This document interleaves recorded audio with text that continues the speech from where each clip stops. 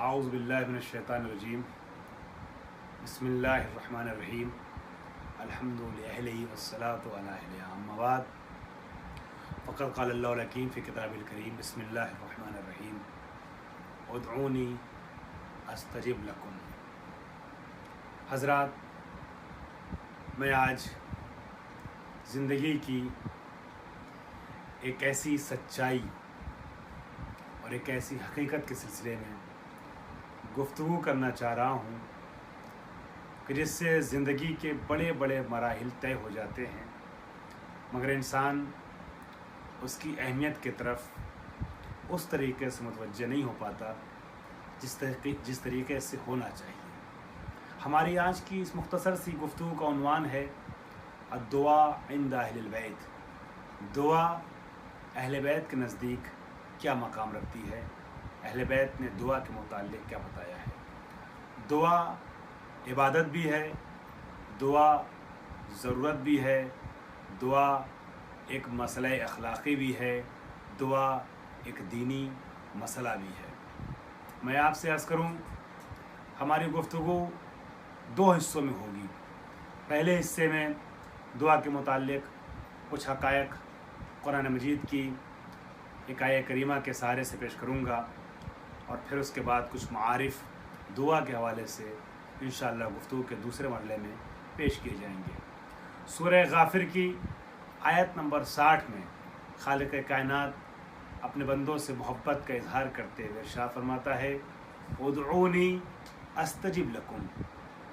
मुझे बुलाओ, मुझसे दुआ करो, मुझे पुकारो, मुझे आवाज़ दो, मैं इजाबत करूँगा।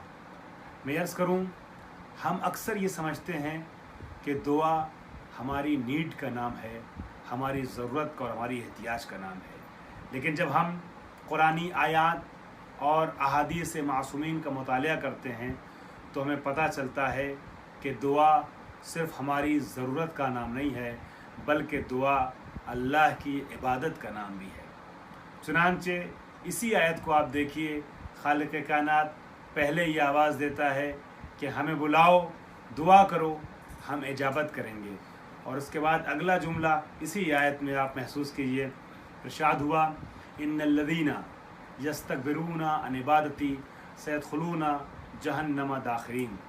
पहले फरमाया वक़ाल रब्बुकुम उदूनी अस्तजिब लकुम। तुम्हारे रब ने ये कह दिया है कि मुझे बुलाओ, मैं इजाबत करूँगा, दुआ करो, मैं इजाबत करूँगा। फिर फरमाता है कि जो लोग हमारी इस इबादत से रूगर्दानी करते हैं, इन लोगों को जलील करके, खार करके जहन्नम के हवाले कर दिया जाएगा। इन्नल्लज़ीना यस्तकबिरूना अन इबादती, जो लोग हमारी इबादत से एराज़ करते हैं, रूगर्दानी करते हैं, सयदखुलूना जहन्नम दाखिरीन, अनकरीब वो ज़िल्लत व खारी के साथ जहन्नम के हवाले कर दिए जाएंगे, जहन्नम में दाखिल हो जाएंगे।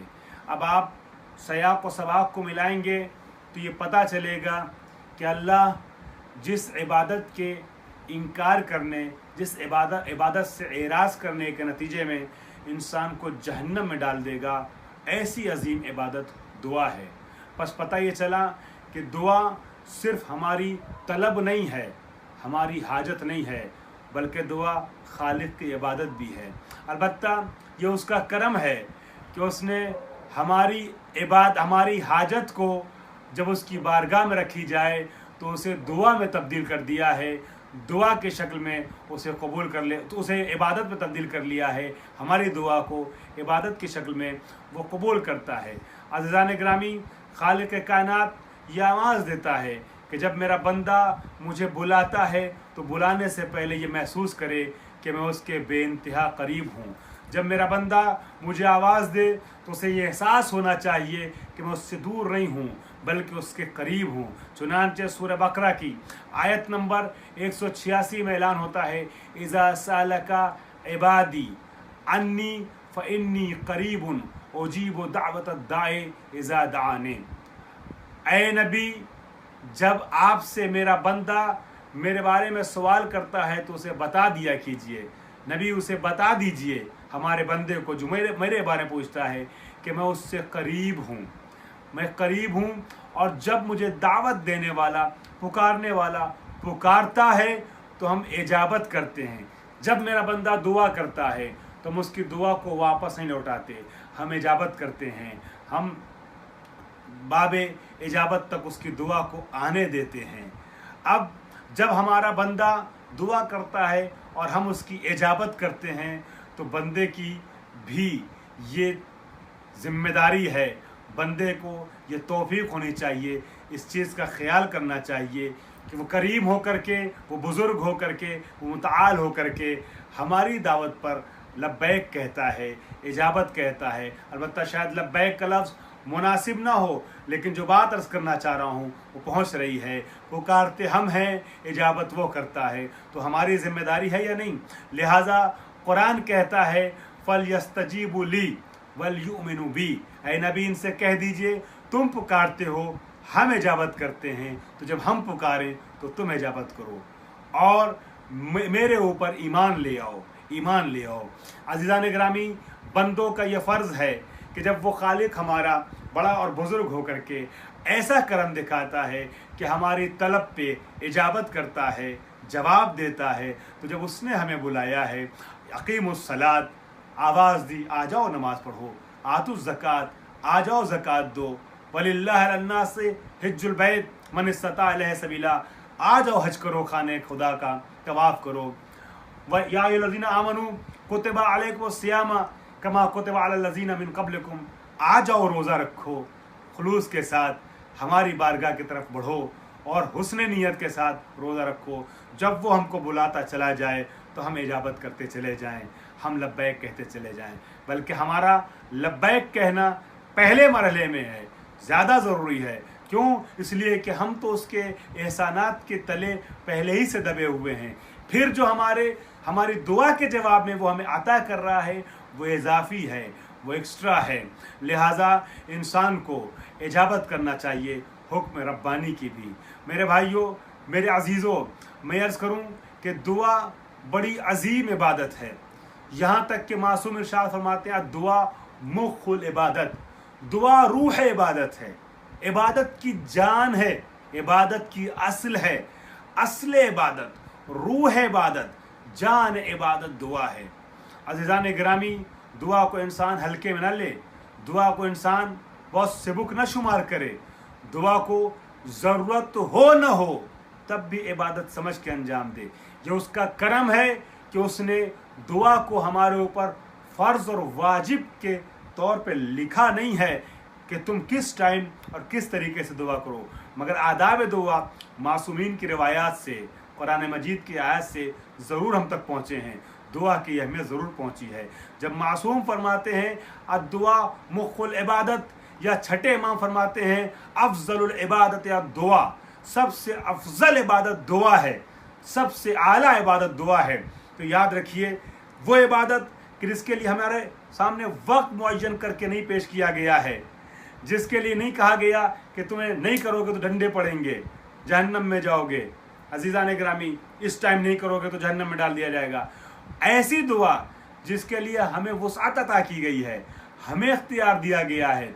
हाँ, ये ज़रूर कहा गया है कि दुआ को इग्नोर करोगे तो सयदखुलून जहन्नम दाखिरीन, दुआ से रूगर्दानी करने के नतीजे में जहन्नम के हवाले कर दिए जाओगे। मगर मजबूर नहीं किया गया कि फ़लाँ टाइम पे, फ़लाँ वक्त, फ़लाँ तरीके से दुआ करो। तो जब हमें इख्तियार दिया गया है, साथ में अहमियत बताई गई है, अब हमारा फरीज़ा यह है कि हम उसकी अहमियत को समझते हुए, चूँकि मासूम ने फरमाया अद्दुआ मुख्खुल इबादत, मासूम ने फरमाया अद्दुआ अफजल इबादत, अफजल इबादत अमल समझते हुए इसको अंजाम दें। और याद रहे, मैं पहले मरहले की गुफ्तगू को यहाँ पे ख़त्म करने से पहले ये जुमला ज़रूर कह दूँ कि दुआ इंसान करे, दुआ कबूल नहीं होती है कई बार, इसके सिलसिले में इंसान परेशान रहता है। इसकी कुछ तफसील अगले मरहले में गुफ्तगू के बयान करूँगा, लेकिन पहला हिस्सा गुफ्तगू को ख़त्म कर रहा हूँ एक बात कहते हुए कि इंसान ये ना सोचे कि हमने दुआ की, दुआ कबूल नहीं हुई, मायूस ना हो, नर्वस ना हो। कभी कभी दुआ कबूल न होने में भी इंसान की अपनी मसलहत शामिल होती है, उसकी अपनी भलाई शामिल होती है। क्योंकि दुआ खुद इबादत है, लिहाजा हर दुआ के बदले में अज्र और सवाब उसके हिस्से में लिखा जाता है।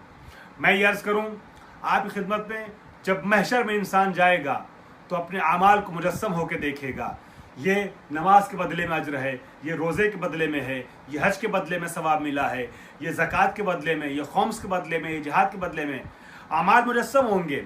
और ऐसी बात नहीं है कि इसके सिलसिले में हमको कुरानी मनाबे या कुरानी दलाइल नहीं मिलते हैं। कुरानी मनाबे मौजूद हैं, कुरानी दलाइल भी हमारे सामने हैं। फमन यअमल मिस्काल ज़र्रतिन खैरन यरा वमन यअमल मिस्काल ज़र्रतिन शर्रन यरा। इसका दो मफहूम है। यरा के माने होते हैं देखने के, कि जो ज़र्रा बराबर भी नेकी करेगा उसका बदला वहाँ देखेगा। तो यहाँ दो मफहूम है। एक मफहूम तो यह है कि जो ज़र्रा बराबर नेकी करेगा उसका बदला भी महशर में पाएगा, उसकी जज़ा पाएगा। जो बुराई करेगा उसका बदला भी पाएगा।